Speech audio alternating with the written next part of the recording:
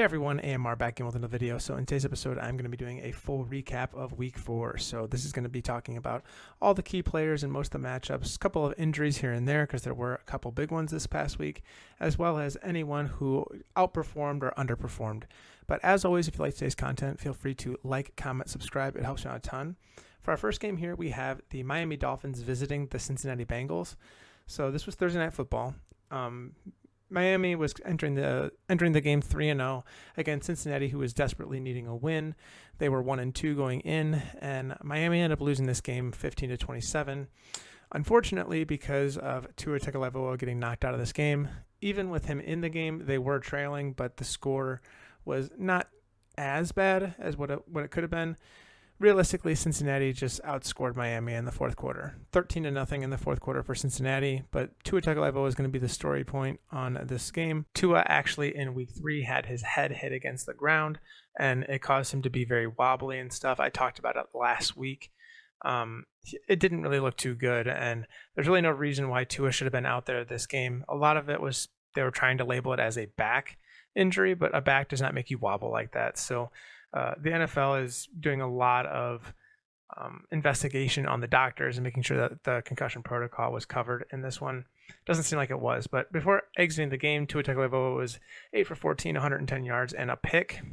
Teddy Bridgewater came in to relieve him. He went 14 for 23, 193, 1 touchdown, and 1 interception.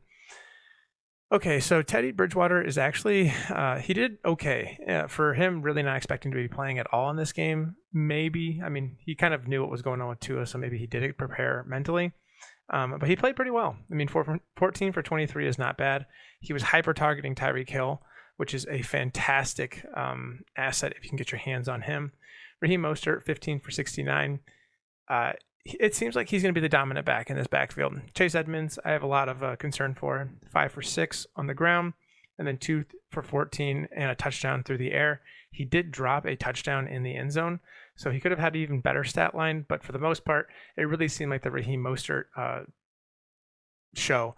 He was averaging 4.6 a carry. He was looking phenomenal. Tyreek Hill, 10 for 160. You're getting exactly what you thought when you drafted him. Big concern here is going to be Jalen Waddle, 2 for 39. He's been battling a groin injury, so it'll be interesting to whether or not he has to sit out in week 5. Something to monitor there. Joe Burrow, 20 for 31, 287, and 2 touchdowns. He looked a lot better in this game. Who didn't look better was Joe Mixon, 24 for 61, 2.5 a carry, and a touchdown. The touchdown really saved him. He looks tough right now.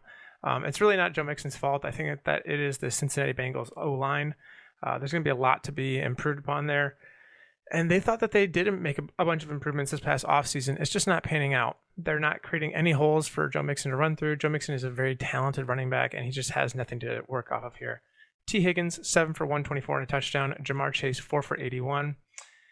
Well, the big problem with Jamar Chase right now is that he's not scoring. So he's getting targeted a ton in the red zone. He's just not converting those into touchdowns, which is really what catapulted him into a top 5 wide receiver last season. T. Higgins looks legit. He's getting a bunch of targets, making a lot of receptions, getting a ton of yardage.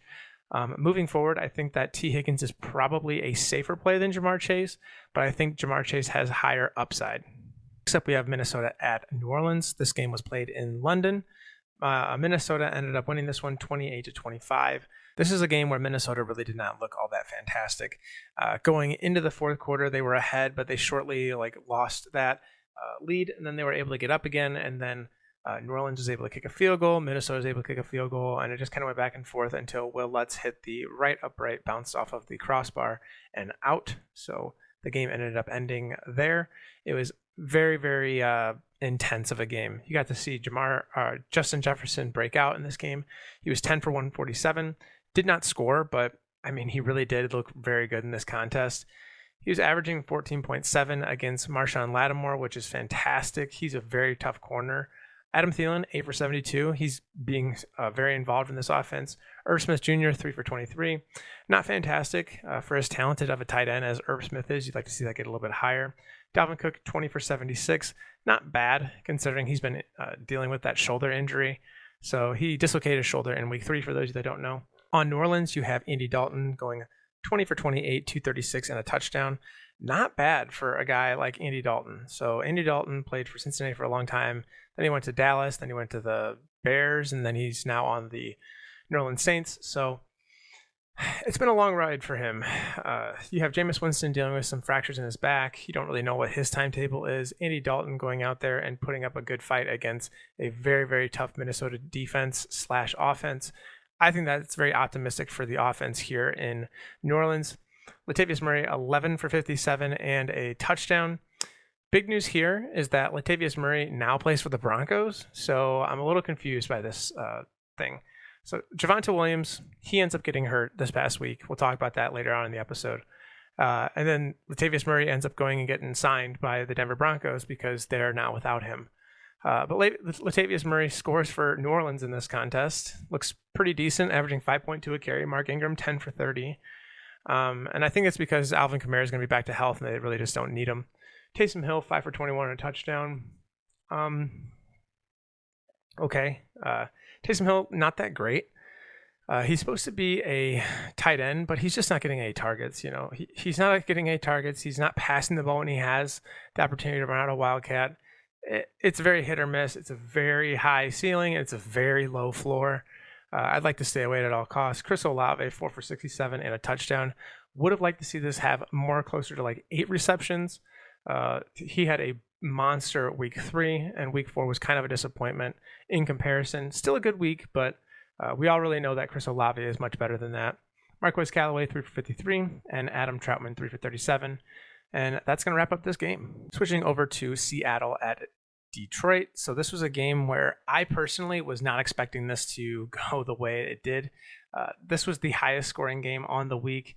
Seattle getting 48 points to Detroit's 45 points. This game was from start to finish one of those just back and forth contests. We really had no idea what the outcome of this game was going to be. Geno Smith is playing his ass off. 23 for 30, 320 and 2 touchdowns through the air, while also adding 7 for 49 and a touchdown on the ground. Geno Smith looks fantastic in this offense. He's beaten out Drew Lock. He's taken over after Russell Wilson. Russell Wilson looks horrible in Denver. Rashad Penny had a monster game here, 17 for 159 and 2 touchdowns, averaging just shy of 9 a carry. Fantastic. I think that Rashad Penny is back to his end of season self that he was last season. Interesting to see because you do have Kenneth Walker still getting 8 carries on the ground, 8 for 29, but he's very inefficient, whereas Rashad Penny has just been known to be a monster out of the backfield. DK Metcalf finally has a great game, 7 for 149, failed to score, but I mean, this is a step in the right direction. Tyler Lockett, 6 for 91, also a very fun game if you're a Tyler Lockett fan. Will Dissly, 4 for 39 and a touchdown. I mean, all around, Seattle looked fantastic. The only thing I have to say is that their defense, giving up 45 points is not that great, but they are without Jamal Adams. He'll be out for the season. And we flip over to Detroit. So you got Jared Goff going 26 for 39, 378, 4 touchdowns, and an interception. Jared Goff looks phenomenal. I hate to say it because he really shouldn't be, given that it's Jared Goff, but he's just been performing like a stud. I think that it's because his defense gives up so many points that he's constantly playing from behind, causing him to have to just air it out every single game. It's unreal what's going on in Detroit. You got Jamal Williams having the start with DeAndre Swift dealing with his shoulder injury. 19 for 108 and 2 touchdowns. Very slow start to the game for Jamal Williams, but he ended up finishing very, very strong. Craig Reynolds, as his backup, was 2 for 30, so not a ton to worry about there. If you are a Jamal Williams owner, I think that he's a safe play. TJ Hawkinson, 8 for 179 and 2 touchdowns. I mean, I don't know who saw that coming. It definitely wasn't me. The fact that Amon-Ra St. Brown was out, DJ Chark was out, a lot of people went ahead and grabbed Josh Reynolds, but I think that TJ Hawkinson was overlooked by a lot of people given the lack of involvement in this offense. Josh Reynolds, 7 for 81 and a touchdown, was fantastic for DFS purposes. He was very, very cheap to go out and grab, and I think that it really did work out given that he did score. This game was a fun game. I wish that all the fantasy games were like this because if you had any bit of moving pieces in this game, you likely won your fantasy week. Now we switch over to Pittsburgh. You have the Jets in town. Jets visiting Pittsburgh, a 24-20 win for the Jets.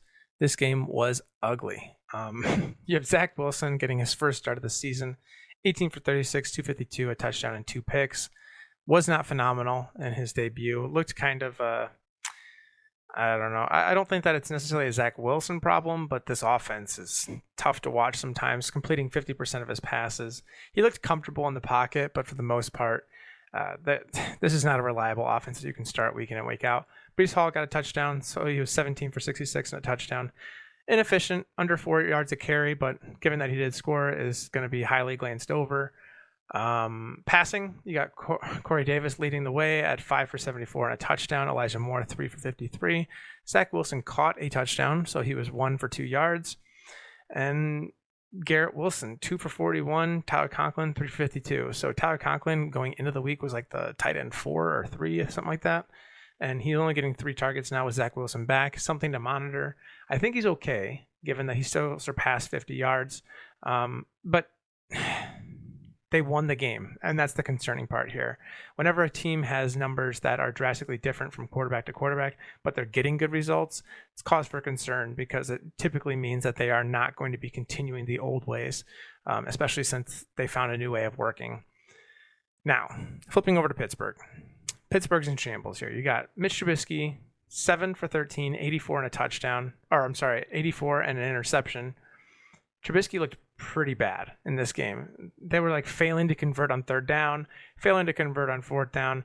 So then they finally went against their word. Tomlin came out like a couple weeks ago and said that Kenny Pickett's job is going to be to sit and learn from Mitch Trubisky.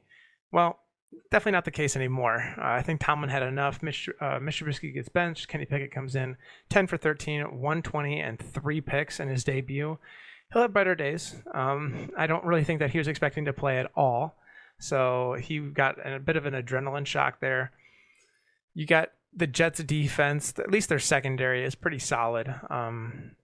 They have Sauce Gardner. I mean, it's not good enough to where you can ever warrant 3 interceptions. But Kenny Pickett still looked better than Trubisky, honestly. It at least had some hope for Steelers fans. Najee, 18 for 74, did not score in the contest. A little banged up. Be interesting to see how he does.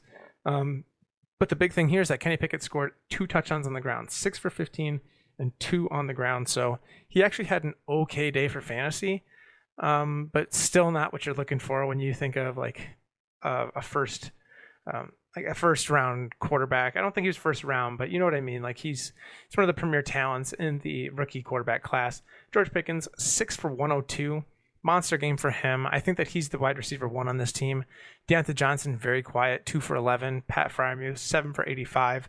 I really think that the only reliable starts on this team right now are going to be Pat Freiermuth and George Pickens. Deontay Johnson has been kind of not great outside of having Trubisky at quarterback, so I'm concerned there quite a bit. Okay, now we go into the best game of the week. You have Chicago at New York Giants. Yeah, this game sucked too. I mean, the Bears, I'm obviously a Bears fan, but I mean, this team is tough to root for right now. The Bears offense is putrid. Justin Fields, 22 pass attempts, converting 11 of them for 174 yards, 7 for 52 on the ground. I just don't know why Chicago would waste a first-round draft pick on a quarterback when they're going to utilize him like this. It's honestly embarrassing for the franchise. Khalil Herbert, 19 for 77. Not bad. They were without David Montgomery, so Khalil Herbert was getting a lot of the first down, second down reps. And New York Giants defense is not that bad against the run, so honestly kind of an expected output there. He did have a monster week 3, and the expectations were pretty high going into week 4, but still 19 for 77 out of a backup is really not that bad. Darnell Mooney, 4 for 94. I wish it was 7 for 94, but he had 4 receptions for 94 yards, did not score. He really only had 1 big catch that ended up making his stat line look great. I think it was like a 60 or 70 yard bomb. So not that great out of the receiving core. Khalil Herbert out of the backfield, 1 for 24 through the air. Cole Kmet, 3 for 16. This offense sucks, man. This is so bad. This is horrible. Like I have no words.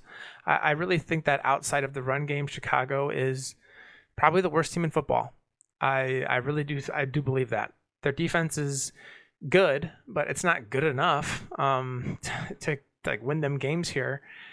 It's something's got to change. Daniel Jones, 8 for 13, 71 yards through the air. Tyrod Taylor, 1 for 3, 11, and an interception. Not really sure what happened there. I didn't really have this game on too much, and I did realize that Tyrod Taylor was in at quarterback after the Giant. I think it was like the third quarter, I want to say. Saquon Barkley, 31 for 146. I think it's pretty safe to say that Saquon Barkley is back to his normal form, averaging just shy of 5 a carry, which is around that number that you want to be hitting if you're an NFL running back. Daniel Jones, 6 for 68 and 2 touchdowns on the ground.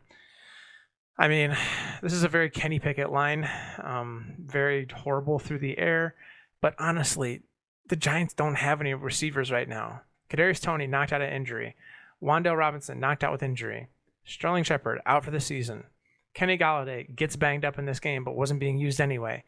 I mean, really the only receiving options on this team are Daniel Bellinger and David Sills and Richie James. And I mean, it just looks like dog shit. I don't know how else to say it. It looks horrible.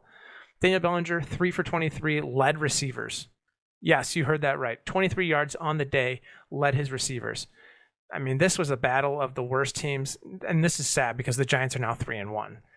They're just way overhyped right now. Saquon's playing his ass off. If Saquon goes down, this team doesn't win another game all season.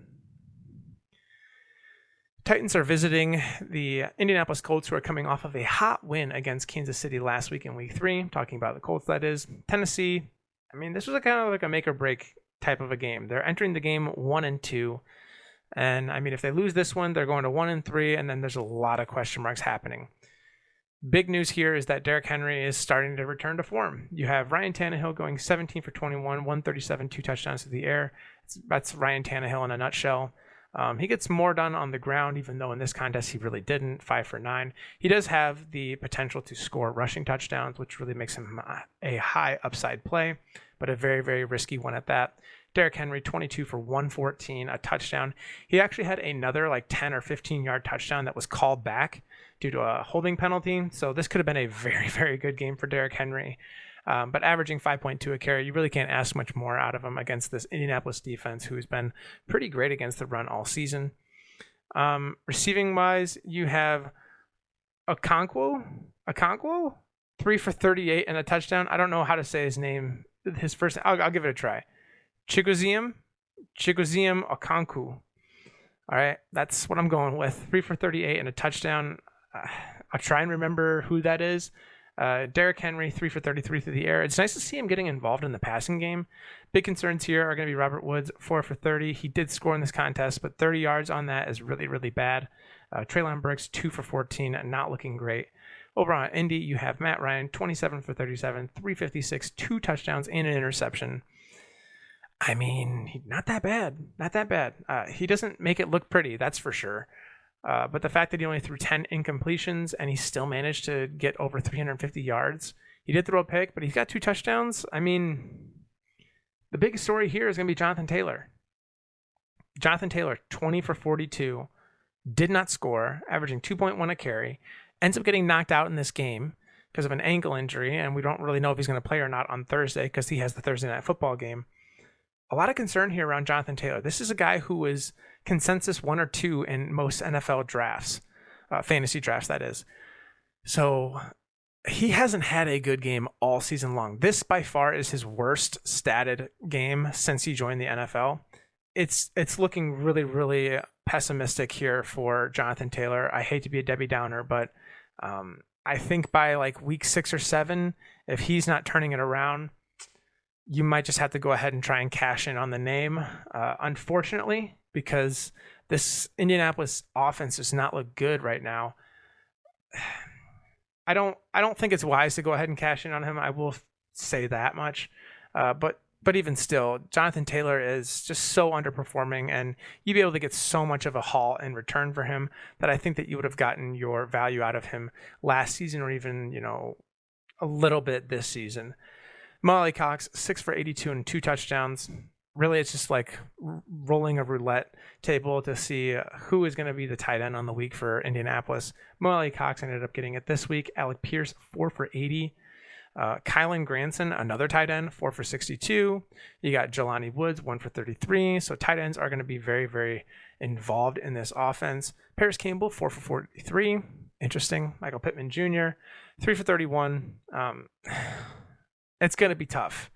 They have a very tough matchup coming up here against, I want to say, Denver on Thursday. So he's going to have Patrick Surtain guarding him. It's going to be another really dud game for Michael Pittman Jr. I think there's better options out there this week. I think Alec Pierce is going to be phenomenal.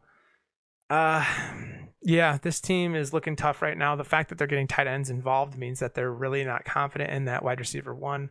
But I think brighter days are ahead as long as Jonathan Taylor is not knocked out for season. Now we have the Chargers visiting Houston. This stat line, or this score line, probably looks a little more close than what it actually was for the entire contest. Houston ended up scoring some garbage time points, but the score was 34-24. Justin Herbert, 27 for 39, 340, 2 touchdowns. Didn't look too bad. The fact of the matter is that he had 4 rushes for -5 yards. That's probably just scrambling and not getting much yardage there. Austin Eckler finally had a game worth talking about. 13 for 60, 2 touchdowns. And he went through the air, getting 6 for 49 through the air and a touchdown. 8.2 per reception and 4.6 per carry. Austin Eckler finally had a breakout game. You can have confidence in playing him moving forward. It was against the worst defense against the rush this season, but even still, it's nice to see that he does have the juice left in him. Mike Williams, 7 for 120. A good game for him, didn't score. This is another game where Keenan Allen missed, so we kind of expected Mike Williams to have a good day. Big concern here is going to be Josh Palmer, 1 for 25. He was very involved last week without Keenan Allen. Keenan Allen's out again this week, and then he ended up not really getting super involved in this offense. Gerald Everett, 5 for 61 and a touchdown. I think Everett's an awesome play week in and week out. He's kind of proven his worth up to this point. Davis Mills, 26 for 35, 246, 2 touchdowns, 2 interceptions. I mean, he's doing everything he can. He's going up against a very tough Los Angeles Chargers defense here. Dameon Pierce, 14 for 131 and a touchdown. Monster game for him. If you have him in fantasy leagues, which I have him in 2, he has definitely outperformed where you got him. I got him, I think, in the 5th or 6th round, and he's turning out to be one of the up-and-coming big talents on the entire NFL. So 14 for 131 ends up translating to 9.4 a carry. Phenomenal week for him. Nico Collins, 3 for 82. Braden Cooks, 7 for 57 and 1 touchdown. Really not bad. It was a bounce-back week for him. Rex Burkhead, 5 for 39 and a touchdown through the air. So you ended up having some value out of Rex Burkhead if you ended up playing him over Dameon Pierce. That's really it. I mean, Houston is going to be ride or die on Dameon Pierce and their ability to prevent the other team from scoring. Unfortunately, it was the Chargers this week, so they kind of had an uphill battle out of the gate. But the Chargers moved to 2-2, and the Houston Texans end up going to 0-3-1. For our next contest, you have Cleveland visiting Atlanta. Cleveland ended up losing this game 20-23. It wasn't a pretty one. Jacoby Brissett, 21 for 35, 234, and an interception. He's better than that. I think that I really don't know. AJ Terrell is not a good corner, but he ain't that good. Nick Chubb, 19 for 118 and a touchdown, averaging 6.2 a carry is phenomenal out of the backfield. Kareem Hunt, 10 for 49, averaging right around 5 yards a carry there for Kareem Hunt. Definitely not bad. Jacoby Brissett ended up scoring on the ground. It was like a goal line rush or something. And then through the air, you have David Njoku leading the way, 5 for 73. Donovan Peoples-Jones, 5 for 71. And that's pretty much it on this team. Oh, I forgot about Amari Cooper because he is the last receiver on this list at 1 for 9. Horrible week for Amari Cooper. He's one of those plays where I thought that you had a little bit of consistency, was great in week 2, great in week 3, and then this happens. This is really just going to show how bad of an offense that this Cleveland Browns is and how volatile that position is for this team. Marcus Mariota, 7 for 19, 139 and a pick. Horrible. 5 for 3 on the ground for him. He's just the worst. Tyler Algier, 10 for 84, did not score, but was phenomenal in the absence of Cordell Patterson. Cordell Patterson, 9 for 38 and a touchdown. Did end up getting hurt with that lingering knee injury, had surgery, and he's on the IR now, so he'll be out for a while.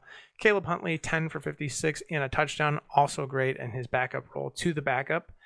I don't know how to say this guy's name. Alamide Zacchaeus? Alamika Zacchaeus? Okay, 2 for 52, 2 for 55 through the air. Cal Pitts, 1 for 25. Taylor Algier, 1 for 20. Drake London, 2 for 17. They have a ton of talented pieces on this offense. They just have no idea how to use any of these weapons. This was an ugly game, and Atlanta ended up winning it. Now we go to America's team. Got the Dallas Cowboys. Washington in town, losing this game 10-25. Cowboys win. Cowboys improved to 3-1 on the year. Cooper Rush is going to be improving to 3-0 on the season. Carson Wentz, 25 for 42, 170, a touchdown, and 2 picks. Better days ahead for him. Really kind of struggled against this Dallas defense. He's been actually not too bad of a start, at least for the first 2 weeks of the season. Brighter days definitely ahead for him. Antonio Gibson, 13 for 49. You got Brian Robinson coming off of the IR, so he'll be available soon. Maybe not this week, but soon. J.D. McKissick, 8 for 40 on the ground. Jonathan Williams, 5 for 48 on the ground. I don't want really any pieces of this backfield. There's just too many mouths to feed right now, and all of them are kind of being around the same efficiency. Jahan Dotson, 4 for 43 and a touchdown. Did get banged up in this game, but he ended up scoring, so you were happy with that. Curtis Samuel, 4 for 38. You hate to see him not do as well as he was doing at the beginning of the season. I don't know if that is just matchup dependent, given that he probably was attracting Trevon Diggs. But Trevon Diggs is just known to give up these monster plays because he goes all in. I don't know, man. Curtis Samuel's a good guy, good talent, has great speed, but I'm not going to read too much in against this Dallas defense. Logan Thomas, 5 for 19. J.D. McKissick, 3 for 16. And Terry McLaurin, 2 for 15. I mean, it's literally just a roller coaster ride when you have McLaurin. I've had him for the past 2 seasons, and I avoided him like the plague this season, so it's been nice to not have to worry about him week in and week out. Cooper Rush, 15 for 27, 223, and 2 touchdowns. The guy looks legit, man. For him being a backup, he looks legit. He's playing phenomenal. Dak Prescott is not going to be playing again here in week 5, so you're going to see Cooper Rush again. Ezekiel Elliott, 19 for 49. Not a good showing at all. Ezekiel Elliott might be done, honestly. He looks like he's lost a step. His knees are just horrible. He's not the same guy, unfortunately. Cooper Rush, 2 for 7. And Tony Pollard, 8 for 6. Just really putrid out of the backfield here. They made a lot of their splash plays through the air. CeeDee Lamb, 6 for 97 and a touchdown. Noah Brown, 3 for 61. Ezekiel Elliott, 2 for 32. Michael Gallup, 2 for 40. 2 for 24 and a touchdown. Dalton Schultz did not record a catch, and then Tony Pollard 1 through 2 through the air. I mean, I would have expected a little bit more star power out of this Dallas offense. Unfortunately, they weren't able to, but I think that Cooper Rush is definitely a step in the right direction for this offense right now. I don't know if Dak Prescott's going to be able to come back in week 6 or 7. Or even if they're going to want him to come back, they might just ride out until Cooper Rush ends up losing.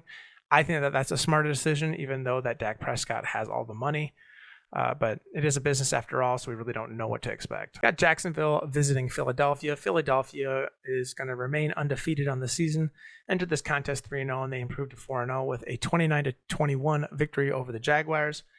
Jacksonville's looked good. Jacksonville came out to a demanding lead here in the first quarter, scoring 14 points, actually getting a pick 6 against Jalen Hurts. But then Philadelphia came back in quarter 2, 20, so 20-14 going into halftime, and then Philadelphia just had the edge throughout the remainder of the game. No one scored in the third quarter, and then Philadelphia just outscored them in the fourth. Trevor Lawrence, 11 for 23, 174, 2 touchdowns and an interception. Didn't look fantastic, but still, this is a very, very hard Philadelphia defense. I'm just a little concerned that they only had 23 pass attempts. That's probably because they just weren't converting and they didn't have the opportunity. Philadelphia's a run-heavy team, and they probably were just burning out the clock in this game. Travis Etienne, 8 for 32. James Robinson, 8 for 29. James Robinson coming back to earth now. He was riding cloud 9 for the past 3 weeks. Kind of sucked because I did go all in on him this week. I ended up sitting James Conner on my team, and I ended up playing James Robinson. Not really a huge loss because James Conner's having a pretty bad start as well. Christian Kirk, 2 for 60. Jamal Agnew, 4 for 50 and 2. So you like to see that out of a guy who was filling in for Zay Jones.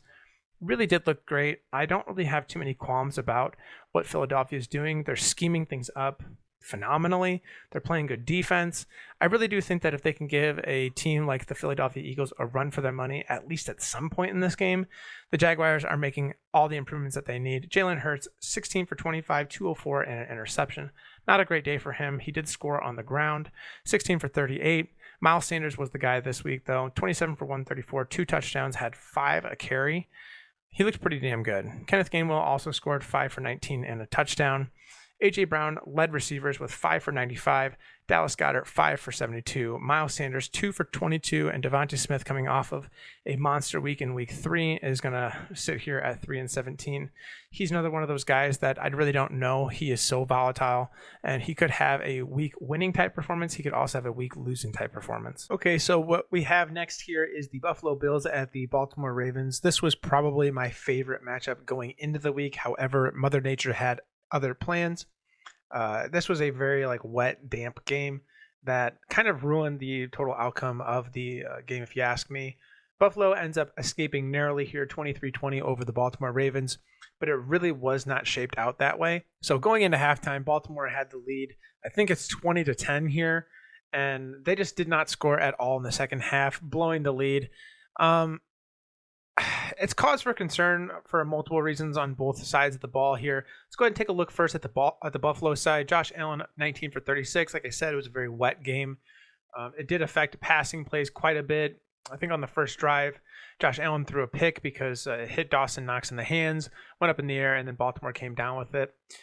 You're going to have games like this. It's football. It's played outside for the majority of the games. So he's 19 for 36, 213, a touchdown, and an interception. Definitely not the game that you wanted from him. However, he was able to salvage most of it by running the ball. He was 11 for 70, averaging just under 6.5 a carry and a touchdown. Very nice performance out of Josh Allen. I think that he is going to be, he might win MVP this year. He's playing lights out. It really doesn't seem like anyone else even has a shot at getting it over him right now. Devin Singletary, 11 for 49, averaging 4.5 a carry. Love to see it, but he's just not really super involved on the ground. Makes his damage through the air as well, though. He got 4 for 47 through the air. Really nice to see him catching passes if he's getting limited work out of the backfield. Zach Moss, much more of a backup role here at 3 carries for 6 yards. Just horrible. Stephon Diggs still led receivers, even though he finished with 62 yards on 4 receptions. Not the game that we hoped for. Like I said, Mother Nature really kind of went ahead and ruined this for us. Isaiah McKenzie ended up scoring in the contest. And big one here is going to be Gabe Davis, 1 for 13. I think that this is their way of trying to get him involved into the passing game and whatnot without feeling like he's being overworked coming off of that injury. I think Gabe Davis is going to be fine this week. If he's not, though, I really think that the Buffalo Bills should just go ahead and bench him. He's not doing a ton of work right now, and if he's not progressing the way they want, it's better just have him at 100% health whenever the playoffs come. But again, it's a business. Don't really know how they're going to react to it. Lamar Jackson, 20 for 29. More efficient than Josh Allen through the air. He got 144 yards, 1 touchdown, but he did have 2 interceptions. Buffalo's defense looked actually not too bad against this Baltimore team, at least in the second half, that is. Lamar Jackson ended up throwing his second pick into the end zone with I want to say a couple minutes left in regulation. This was shaping up to be Baltimore marching down the field, getting the touchdown, and then the Bills are going to be scrambling, trying to figure out how they're going to come back. But Lamar Jackson, 11 for 73 in the ground. That's really what makes Lamar Jackson so deadly, is the fact that he has the ability to just break off big runs through the backfield. Justice Hill ended up getting hurt in this contest, but he was 8 for 45 in the ground. J.K. Dobbins, 13 for 41 and a touchdown. I think J.K. Dobbins is back to normal. He also caught a pass in the end zone as well, 4 for 11 and a touchdown there. I think J.K. Dobbins is back to his former self. I think that he's doing just fine. You're going to see Gus Edwards get nursed back into the playing rotation. He's not going to get a bunch of workload. Justice Hill got hurt, so it's really going to be the J.K. Dobbins story moving here forward. Devin Duvernay, 4 for 51, led receivers. Rashad Bateman, 3 for 17. I have a feeling that Rashad Bateman's going to have a very big bounce back week this next week. Mark Andrews, 2 for 15 through the air. Not what you want to see when you pay up so much for a tight end like that. But again, bad weather conditions. I would just chalk this up to an anomaly. Now we go over to one of the games that probably was not looking forward to by really anyone. You had Arizona at Carolina. Arizona ended up winning this game 26-16. I mean, this game was ugly.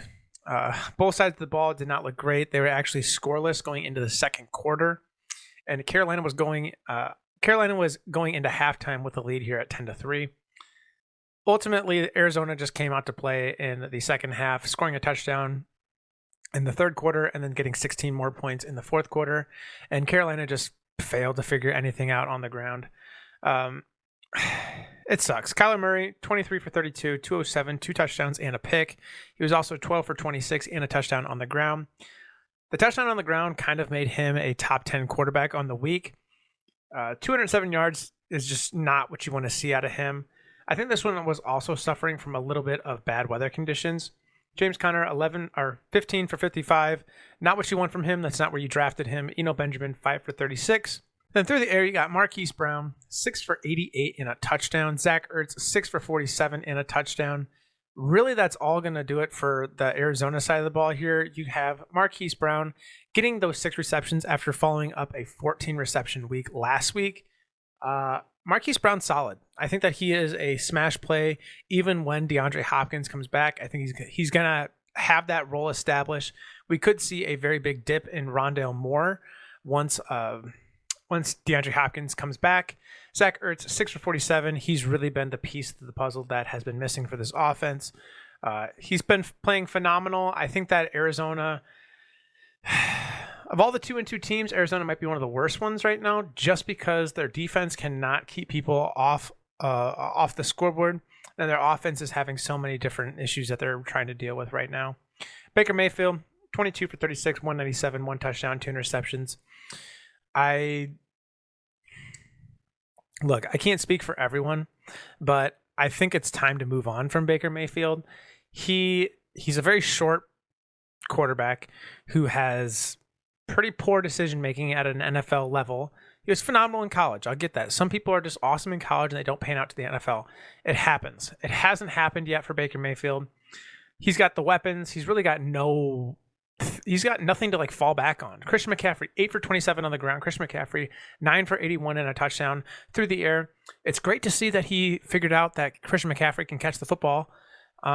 But this team is not looking great, man. DJ Moore, 6 for 50. And then Matt Rule comes out last week and says that the receivers need to get open so that way Baker can get him the ball. Right. Okay. So I don't really know what else to tell you here. I think Carolina sucks. I don't think that they have a shot at even being a playoff contention team unless they get rid of Baker Mayfield.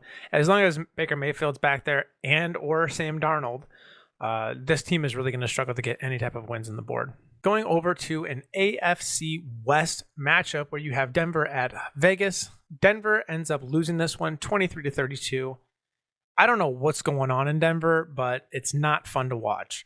Denver might be one of the most talented teams in the entire NFL, but they just cannot figure out how to put it together. Russell Wilson, 17 for 25, 237, and 2 touchdowns through the air.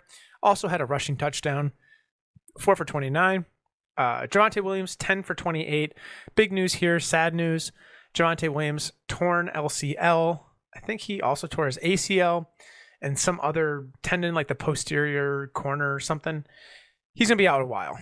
I really don't expect him to be even fantasy worthy going into potentially week 10 of next season. If that's when we'll probably start to see him get his first reps. That's a brutal injury. We're looking at a year tops, and he may never be the same running back ever again. It really does suck. He's a fun guy to watch. He's super strong, super talented. It's the way it goes sometimes. Mike Boone, 3 for 20. Melvin Gordon, 3 for 8. Melvin Gordon actually got the upgrade this week with the Javonte news that he's going to be the lead back in the backfield. And in this contest, he had 3 for 8 on the ground. So things are really looking up in Denver. KJ Hamler led receivers, 1 for 55. Jerry Jeudy, 4 for 53 and a touchdown. Cortland Sutton, 5 for 52 and a touchdown. I mean, I think that KJ Hamler's talented, but you cannot rely on one reception for 55 yards every single week. And I really don't think that you should have to. The 3 wide receivers, Hamler, Jeudy, and Sutton, should all be right around, 5 to 7 targets a game. Sutton probably leading the way, all getting around 100 yards. Sutton probably getting like closer to like 121 yards. But realistically, this offense just looks so bad. They cannot figure out how to get the football moving. Their defense is phenomenal. I think this is why it's been such a head scratcher for the Broncos. Derek Carr, 21 for 34, 188 through the air, no touchdowns, no picks. Like I said, the defensive side of the ball for Denver has been pretty solid. However, the rush defense for Denver kind of got torched this game. Josh Jacobs coming off of his illness last week that he actually played through. He was fine last week for fantasy, but this week he really took it to another notch. Josh Jacobs, 28 for 144 and 2 touchdowns, averaging 5.1 a carry. Phenomenal showing from him. I think that this kind of answers a lot of the questions around whether or not Josh Jacobs still has what people want to say is, a top running back in the NFL. Devontae Adams, 9 for 101. Didn't score, but it's nice to see him break that 100 receiving mark again. Mac Hollins comes back down to earth after a really, really strong week 3 for 33. Josh Jacobs also in the receiving, 5 for 31. Darren Waller, 3 for 24. Look, if you're a Darren Waller owner right now, I'd be horrified. Darren Waller is... For where you had to take him, he's not living up to the expectation. I think it's time to go ahead and try and sell high on him while you can, because I don't see this team getting better whenever Hunter Renfrow comes back from injury. I think that it's really going to be the Devontae Adams and Josh Jacobs show with, maybe Darren Waller gets involved. I don't think so. I could be wrong, but he's had really poor back-to-back years. Now we go to Lambeau Field, where... this game actually turned out to be a little bit closer than a lot of us expected. You had Mac Jones ruled out of the game. So you had a very, very strong Green Bay defense going up against a backup quarterback in Brian Hoyer. Unfortunately for them, unfortunately for the Patriots, Brian Hoyer was 5 for 6 and 37 before getting knocked out of the game. If I remember correctly, it's a concussion. I could be wrong on that. But he was knocked out for the entire game. Bailey Zappi came in, 10 for 15, 99 through the air, and a touchdown. Zappi actually looked somewhat decent from a fantasy perspective. I think he was taken in like the 5th or 3rd round, something like that. Definitely is not the guy you want. He's their 3rd string quarterback and took Green Bay to overtime at Lambeau. Can't really ask for much more. Damian Harris, 18 for 86 and a touchdown on the ground. Ramondre Stevenson, 14 for 66. Did not score, but you love to see him getting 14 opportunities in the backfield. You can also combine that with 4 for 23 through the air. Devontae Parker, coming off a really hot week, he ends up only getting 2 for 24. He did score in the contest to make it a somewhat salvageable stat line. Nelson Aguilar, 3 for 46. And that's pretty much going to do it for this game, or for the Packers side of the ball, That's pretty much going to do it for the Patriots side of the ball. The Packers, however, this is another head scratcher type of a team right now. Aaron Rodgers, 21 for 35, 251, 2 touchdowns and a pick. I will say this much. Patriots secondary has been phenomenal this season. They have 2 of the best corners in the entire NFL from I want to say it's like a quarterback passer rating against them. They are phenomenal. I think it's I'm going to screw up the names. I'm not even going to try it, but they both have the same last name. It's Jones. I don't think that they're related, though. And both of them were playing phenomenal in this game. You got to see an interception by one of them. Aaron Jones, 16 for 110. Got to love that. Utilization. A.J. Dillon, 17 for 73. Both of the running backs were looking very, very good here. Christian Watson actually got a scoring touchdown on the ground. He is their rookie sensation wide receiver. So 1 carry for 15 yards and a touchdown. Alan Lazard, 6 for 116. Did not score, but again, you love to see him getting over 100 yards. I think that they were really only targeting him on the bigger type plays. Romeo Doubs, 5 for 47 and a touchdown. That's where I'm getting kind of concerned if you're a Christian Watson owner. Christian Watson, 1 for 8, but Romeo Doubs, 5 for 47 and 1. I think that he's building in a rapport with Aaron Rodgers, and I'm kind of all in on Romeo Doubs. He looks legit. He passes the eyeball test. He passes all of the, he did drop it wasn't even a drop. He had a touchdown catch that ended up rolling on the ground as he came down with it, and they ruled it as incomplete. Really nice play. The ground kind of broke it up, so it wasn't a touchdown that stood. Romeo Doubs has gotten the confidence from Aaron Rodgers, and he could be awesome moving forward. Robert Tonyan, 2 for 22 and a touchdown in this game. I'm getting a little worried about Robert Tonyan. 2 for 22 is not great, but he did score, so I think that we can go ahead and just take wins where we can find them. Going on to Sunday Night Football, you had the Chiefs visiting Tampa Bay. A lot of people were really curious to see how this was going to go. You had Kansas City coming off of a loss at Indianapolis, and then you had Tom Brady coming off of a loss against Aaron Rodgers. So this game really could have gone either way. It's kind of crazy to think that Patrick Mahomes got up 41 points against this Tampa Bay defense, but 41-31 here, Kansas City wins the game. Patrick Mahomes, 23 for 37, 249, 3 touchdowns, and an interception. Mahomes is just too good. I think that I really don't need to touch too much on that. Big thing here was that Noah Gray, I think he's their tight end or receiver. He ends up doing like a Houdini quarterback sneak.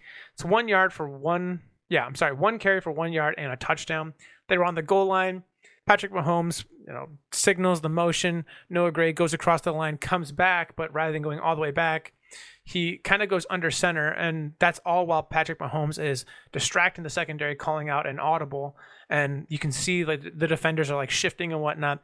Noah Gray just snaps the ball and just dives right in. Really cool play call, nice to see. Clyde Edwards-Helaire, 19 for 92 and a touchdown.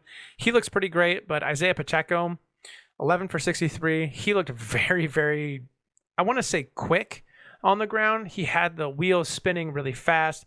He looked like he was hungry to get more yards. I don't know. This could be, back when Javonte Williams is healthy, this could be a Javonte Williams, Melvin Gordon type backfield with Clyde Edwards being a 1A and then Isaiah Pacheco being a 1B. I really think that Pacheco is probably the most talented running back in this backfield. However, I don't know, because Clyde Edwards-Helaire does have the ability to catch a pass, which he did in this game. 1 for 2 and a touchdown. Travis Kelce, 9 for 92 and a touchdown. Really love to see it. Marquez Valdez-Scantling, 3 for 63. Juju, 5 for 46. They're really just not getting what they wanted out of Juju Smith-Schuster and Marquez Valdez-Scantling. I think MVS is better than this. 3 for 63 is great, but I think he got most of his yards there, like on a big play.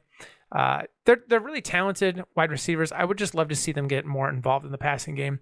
Tom Brady, 39 for 52, 385, 3 touchdowns, no picks. Rachaad White, 3 for 6 and a touchdown. And Leonard Fournette, man. Leonard freaking Fournette. The game script was not really calling for a run type game here, but 3 for -3 yards. Unbelievable. He was 7 for 57 and a touchdown through the air at least. So I guess there's a silver lining, but that stat line is horrible. Mike Evans, 8 for 103 and 2 touchdowns. He really was the difference maker for this Tampa Bay offense. Chris Godwin, 7 for 59. Looked pretty decent. I think got a little banged up, but he's going to be fine. Rachaad White also had 5 for 50 through the air. I'm getting a little worried about Leonard Fournette. He's already had a big game this season, so I don't think that it's cause for too much concern. But the matter of the fact is that Rachaad White's getting involved in the plays a lot more frequently now. So Leonard Fournette needs to start getting a little bit more pep in his step if he wants to retain the starter role on this Tampa Bay offense. So to round out week 4, we have the Los Angeles Rams at the San Francisco 49ers. Look, I was really thinking that this was going to be a close game, but Los Angeles looked pretty bad. San Francisco always manages to pull out wins, but they're never pretty. Jimmy Garoppolo is actually a pretty decent quarterback. He just doesn't look good doing it. He doesn't have these flashy 360-yard passing games, 3 touchdowns. He has more of that 220, 250 with paired with a really good rushing game with a mix of Deebo Samuel / Jeff Wilson Jr. in the backfield. I just think that the San Francisco defense is so much better than the Los Angeles Rams offense that truly was what ended up winning the game for San Francisco. They did get a pick 6 pretty late in the game. Matt Stafford, 32 for 48, 254, and 1 interception. Did not throw a touchdown pass. Stafford was 2 for 6 on the ground. really bad game. I think the struggle kind of continues here for Stafford, coming off of a Super Bowl winner last season. Darrell Henderson, 7 for 27. Cam Akers, 8 for 13. Really not able to get anything moving on the ground. Through the air, though, hyper targeting Cooper Kupp and Tyler Higbee. The two of them combined for 24 receptions and just shy of 200 yards. I mean, they weren't getting any of these big plays, but they were getting a lot of these chunk plays, 8, 9, 10 yards at a time. Cooper Kupp, 14 for 122. Tyler Higbee, 10 for 73. Pretty phenomenal, if you ask me. If you don't have Tyler Higbee on your roster and you're in a PPR format, you need to get him like yesterday. He looks legit. He's super involved in every single game that they played so far. I think that he has brighter days. I think that this offense has brighter days ahead. But right now, you got to cash in where you can. Allen Robinson, get rid of him. He's so bad. Jimmy Garoppolo, 16 for 27, 239 and a touchdown. What did I just say? Jeff Wilson Jr., 18 for 74 and a touchdown. What did I just say? Deebo Samuel, 6 for 115 through the air. Looked phenomenal. Brandon Ayuk, 4 for 37 through the air. George Kittle, 2 for 24. This is kind of concerning, but again, maybe they're trying to ease him back into the offense role. And that's pretty much going to do it. So really big plays came from, like Rashad Penny, who had a very nice week. You had TJ Hawkinson had a phenomenal week. At the quarterback position, wasn't really too many outliers, if you really ask me. Maybe Geno Smith, because he had a very competitive game there. Jared Goff was also really well in that game. Big disappointments are going to be, your Josh Allen, Lamar Jackson to an extent, Mark Andrews for sure, George Kittle for sure, Darren Waller for sure. And at the receivers, you got, Amari Cooper, Deontay Johnson. These are just some of many guys who just really had down weeks from a fantasy perspective. You love to see that this was a high-scoring affair for most games this week. It was a fun fantasy week. And as always, if you like today's content, feel free to like, comment, subscribe. Helps out a ton. But I'll catch you in the next one. See ya.